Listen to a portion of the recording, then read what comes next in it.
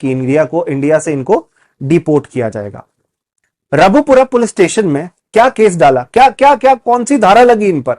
एक एफआईआर दायर की गई कि इन्होंने foreigners act, passport entry into India act and section 120B अलग अलग कानून को वायलेट किया है। लीगल एक्शन अब इनके खिलाफ होगा, क्योंकि कोई भी इनलीगल माइग्रेंट गैर कानूनी तरीके से अगर इंडिया में आता है तो उसको जेल में डाल दिया जाता है और इंडिया से बाहर जहां से वो आए हैं वहां डिपोर्ट किया जाता है एज पर दी फॉरेनर्स एक्ट। बकायदा कानून है इसका।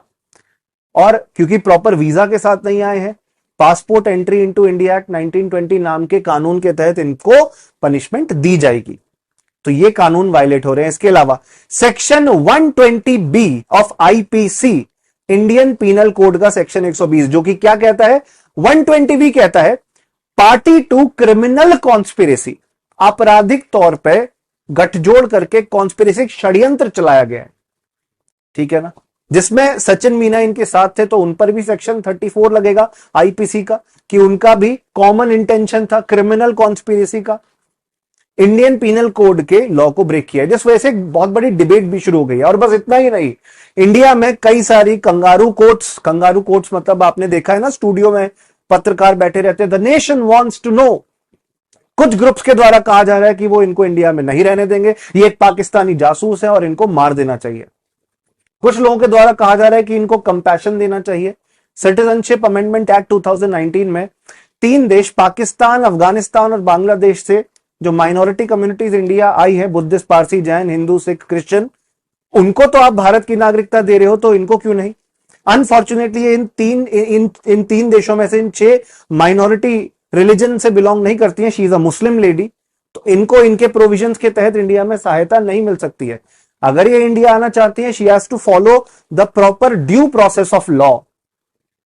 तो क्वेश्चन इसी बात का है कि इनका अब आगे किया क्या जाए, बिकॉज माना जा रहा है she is a potential threat to the national security of India. और बस इतना ही नहीं, इनके जो हस्बैंड है गुलाम हैदर, सऊदी अरेबिया में, यूएई में, अलग अलग देशों में काम कर चुके, वो चाहते हैं कि वो अपने बीवी बच्चे के साथ वापस रीयूनाइट हो।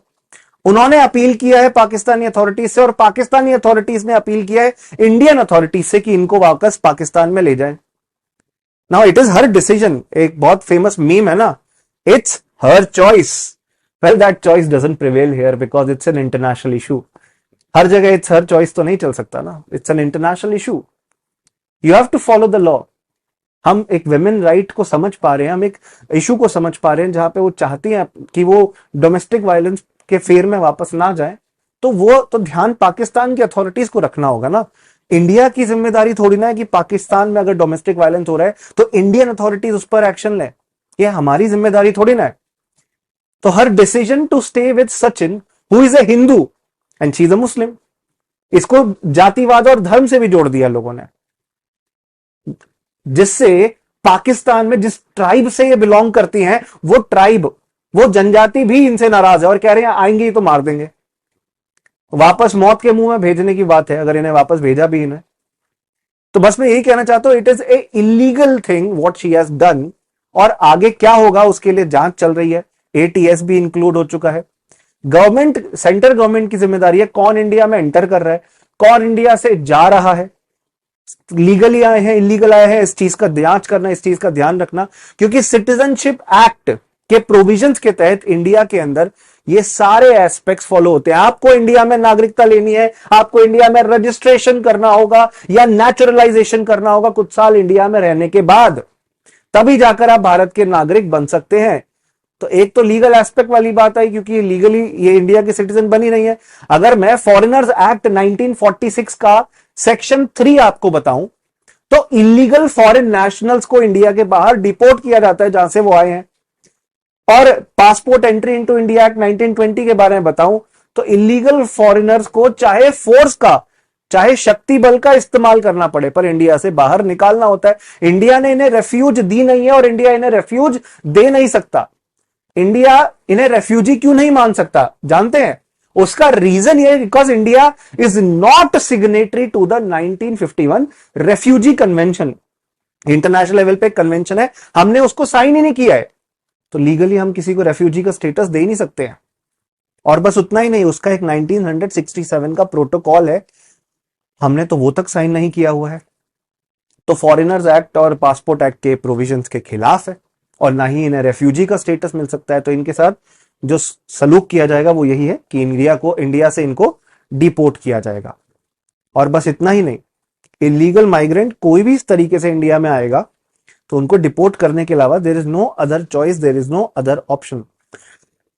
अब नेपाल है, नेपाल और इंडिया की पोरस बॉर्डर है। अभी इंटरनेशनल इशू समझो, नेपाल से ही क्यों क्रॉस करके इंडिया में आ रहे हैं? नेपाल से ही fake counterfeit Indian currency जो होती है, fake counterfeit Indian currencies, fake note Nepal से ही आते हैं। फेक पासपोर्ट पे लोग नेपाल क्रॉस करके चले जाते हैं और दूसरे देशों में चले जाते हैं। आतंकवादी ट्रेनिंग लेने के लिए नेपाल से इंडिया में आते हैं, और इंडिया से एक्सट्रीमिस्ट को इंडिया के बाहर ले जाकर, नेपाल के थ्रू पाकिस्तान ले जाकर, चाइना ले जाकर ट्रेनिंग कराई जाती है।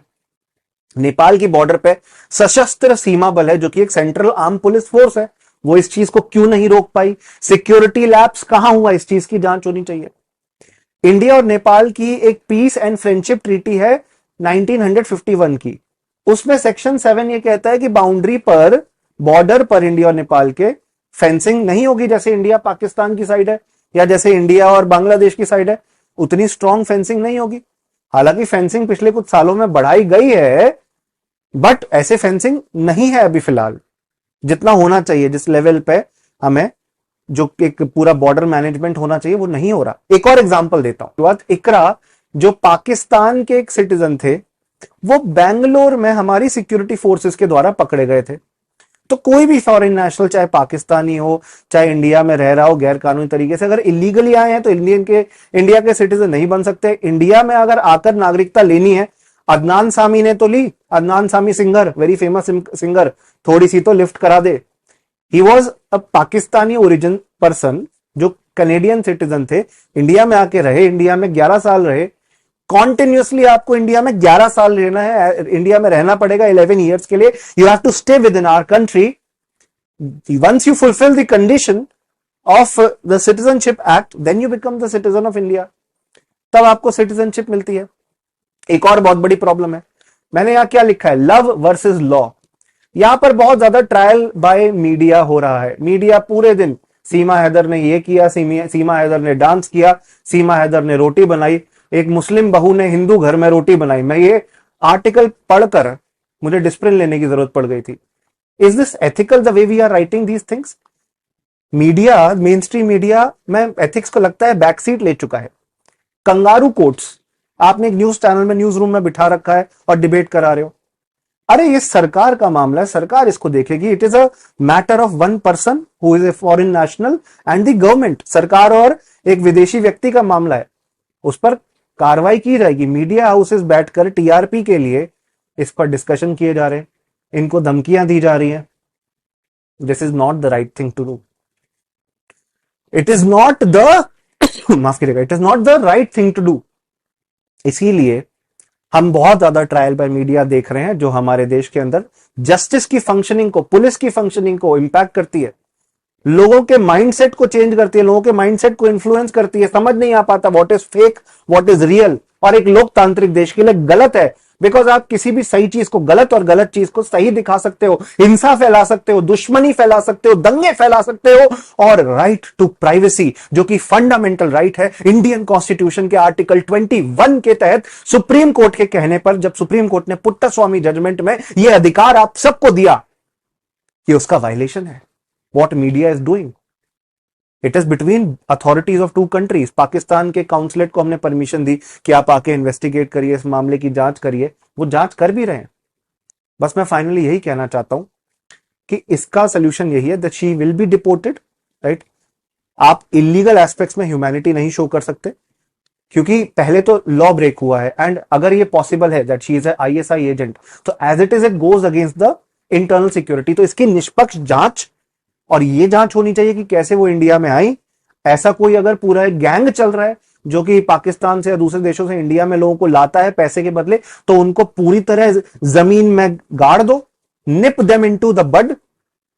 ये जरूरी है that we stop such infiltration so that our country can be protected the sanctity of our sovereignty can be preserved, हमारे देश की संप्रभुता और देश की सुरक्षा की रक्षा हम कर सकें। बस मैं यही कहना चाहूंगा। इसीलिए फाइनली मैं आपको यही कहना चाहता हूं कि इनके ऊपर कई सारी धाराएं लगेंगी। Carrier liability act, Indian penal code, passport act, foreign orders act, foreigner जो होने की वजह से इनके ऊपर इलीगल डॉक्यूमेंट्स, फोर्ज डॉक्यूमेंट्स, झूठे नकली डॉक्यूमेंट्स जो है उसकी बहुत सारी सजाएं, बहुत सारे अलग अलग कानून के तहत सजाएं हैं वो इन्हें मिलेंगी। And let's see what pans out in the future. अभी फिलहाल यूपी एटीएस इनकी जांच कर रही है कि whether she is a terrorist और नॉट।